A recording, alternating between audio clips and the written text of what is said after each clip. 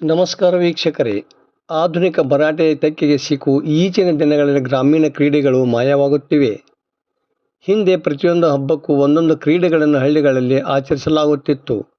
ಅದರಲ್ಲೂ ಶ್ರಾವಣ ಮಾಸದಲ್ಲಿ ಜೋಕಾಲಿ ಜೀಗುವುದು, ಭಾರ ಹೊರುವುದು, ಕಲ್ಲುಗುಂಡು ಎತ್ತುವ ಹೀಗೆ ಹತ್ತಾರು ಕ್ರೀಡೆಗಳನ್ನು ಹಮ್ಮಿಕೊಳ್ಳಲಾಗುತ್ತಿತ್ತು. ಆದರೆ ಈಗ ಅವೆಲ್ಲ ನಮ್ಮಿಂದ ದೂರಾಗಿವೆ. ಇಂಥ ಟೈಮ್ನಲ್ಲೂ ಸಹ ಲಕ್ಷ್ಮೇಶ್ವರ ತಾಲೂಕು ರಾಮಗಿರಿ ಗ್ರಾಮದಲ್ಲಿ ಈ ವರ್ಷ 50 kg ಭಾರದ ಗೊಬ್ಬರ ಚೀಲ ಹೊತ್ತು ಎಲ್ಲಿಯೂ ಕೆಳಗಿಡದೆ ನಡೆಯುವ ಸ್ಪರ್ಧೆಯನ್ನು ಆಯೋಜಿಸಲಾಗಿತ್ತು. ಗಿರೀಶ ಶೆಟ್ಟಪ್ಪನವರ ಚೀಲ ಹೊತ್ತುಕೊಂಡು ಎಲ್ಲಿಯೂ ಕೆಳಗಿಡದೆ 15 ಕಿಲೋಮೀಟರ್ ದೂರ ನಡೆದು ಪ್ರಥಮ ಮತ್ತು ಮಹಾಂತೇಶ್ ಮೈಲಾರಪ್ಪ ಬಳ್ಳೊಳ್ಳಿ 10 ಕಿಲೋಮೀಟರ್ ನಡೆಯುವ ಮೂಲಕ ದ್ವಿತೀಯ ಬಹುಮಾನ ಗಿಟ್ಟಿಸಿಕೊಂಡರು.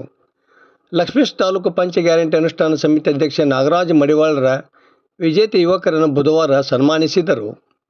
ಈ ಸಂದರ್ಭದಲ್ಲಿ ರಾಮಣ್ಣ ಜಿಡ್ಡಿಮನಿ ಪರಸಣ್ಣ, ಹುಣಸಿ ಮರದ ಮಾರ್ತಾಂಡಪ್ಪ ಗಂಜಿಗಟ್ಟಿ, ರಾಜೇಶ ವಣ್ಣಿಗೆರೆ, ಮಲ್ಲೇಶ್ ಬೇವಿನ ಮರದ, ಶಿವನಪ್ಪ ಜುಲ್ಪಿ, ನೀಲಪ್ಪ ಬೇವಿನ ಮರದ, ಕೋಟೆಪ್ಪ ಗಂಜಿಗಟ್ಟಿ, ಶಿವಣ್ಣ ಬಾಲಣ್ಣವರ, ಕಾಸಿಂ ಸಾಬ್ ತೆಗ್ಗಿನಮನಿ, ಕಲ್ಲಪ್ಪ ಮಲ್ಲಾಡದ, ಬಸಪ್ಪ ಸಿಂಗಣ್ಣನವರ, ವಿನಾಯಕ್ ಮಡಿವಾಳ ಸೇರಿದಂತೆ ಮತ್ತಿತರರು ಇದ್ದರು. ವರದಿ ನಾಗರಾಜ ಅಣಿಗೆ, ಪ್ರಜಾಧ್ವನಿ, ಲಕ್ಷ್ಮೇಶ್ವರ.